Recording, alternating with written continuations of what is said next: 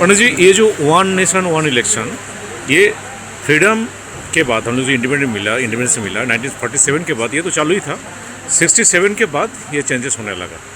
तो ये अगर किसी चुनाव में किसी को मेजोरिटी नहीं मिले, जो हंग पार्लियामेंट हो जाता है, उसके बाद फिर से अगर कोई सिंगल लार्जेस्ट पार्टी है, नो कॉन्फिडेंस मोशन जो सदन में लिया जाता है, अगर किसी को बहुमत नहीं मिले तो फिर से चुनाव में जाते हैं। इसीलिए 5 साल के अंदर ही 2-3 बार चुनाव ऐसे भी काफ़ी बार हो चुका है।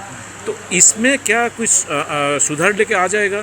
अगर किसी को भी बहुमत नहीं मिले तो यूएस जैसा सब मिल के, या यूके जैसा एक सरकार बनाने की ये प्रावधान रहेगा, तो ऐसा कुछ पॉइंट हो सकता है क्या? देखिए, पूरे देश में सबसे पहले तो मैं आदरणीय मोदी जी को इस विचार को देश के सामने रखने का, सदन के सामने, लोगों के सामने, सभी विभिन्न समाजों के सामने उनको धन्यवाद देता हूँ।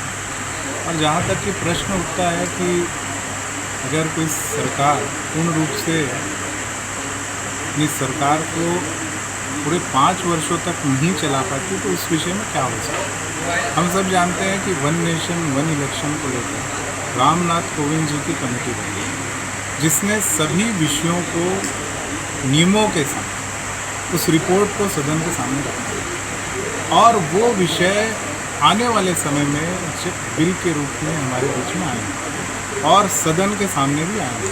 हम इस विषय पर पूरे देशव्यापी चर्चा कर रहे हैं। जो लोकतंत्र का मुख्य ढांचा है, उसके माध्यम से वन नेशन वन इलेक्शन को पहुंचाने का काम कर रहे हैं। साथ ही साथ रामनाथ कोविंद जी की जो कमेटी बनी है, उसने सभी विषयों पर पूर्ण रूप से चर्चा करके अपने उस चीज़ों को लोगों तक पहुंचाने का काम किया।